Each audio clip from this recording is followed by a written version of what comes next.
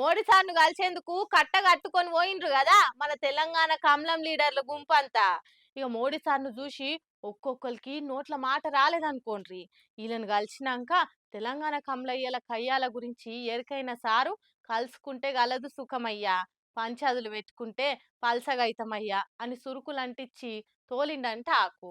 Telangana కమలనాథులకు Modi sir దయప్రాప్తం కలిగింది. ప్రధాని సార్ను కలిసిన ఆనందంలా రాష్ట్రానికి వచ్చే పెండింగ్ నిధుల గురించి అడుగుడో, కేంద్రం పెట్టాల్సిన సంస్థల గురించి మోడీ సార్కు యాద్ చేసుడో, తెలంగాణ రైల్వే లైన్ల గురించి మోడీ సార్కు మొరబెట్టుకునుడో చేసిండ్రు కావచ్చు అనుకుంటే పొరపాటే సుమి. వీళ్ళని కలిసిన సంబరంలా సారు కూడా అవన్నీ యాదొచ్చుండయి. ఇక అందరు పుదీనా కట్టలు లెక్క కట్టగట్టుకొని వచ్చిండ్రు కాబట్టి మోడీ సార్ కూడా మీరంతా కలిసి కట్టుగా ఉండాలనయ్యా, లొల్లులు పెట్టుకోవద్దు, వచ్చేదమ్ము మన పార్టీ పవర్లకు వచ్చేటట్టు కష్టపడుండ్రి అని చెప్పిండట. కానీ ఇడ చూస్తే పరిస్థితి అట్లుందా? మీదికి చూడ తిట్టుకునుడు, లోపట్నేమో దోస్తు మేరా దోస్త్ అని కావులిచ్చుకుని నడుస్తుందని గుసగుసలు వినబడుతున్నాయి. ఎందుకంటే కాంగ్రెస్ ప్రభుత్వ హయంలా ఎన్ని ముచ్చట్లైనా కాంగ్రెస్ కూటమిలున్న పార్టీ లెక్కనే బీజేపీలు ఒక్కనాడు నోరెత్తిన పాపనబోతలేరు. ఎట్టికి ఏమనుకుంటే మంది రెండు పార్టీలు ఒక్కటే అనుకుంటాయని ఏదో ఉత్తుత్తి విమర్శలు చేసి ఊకుంటుర్రు. కానీ రేవంత్ సర్కార్ ను పల్లెత్తు మాట అంటలేరు. అంతేగాక రేవంత్ సర్కార్ చేస్తున్న పనులను వేనెల్లబోగొడుతున్నారు.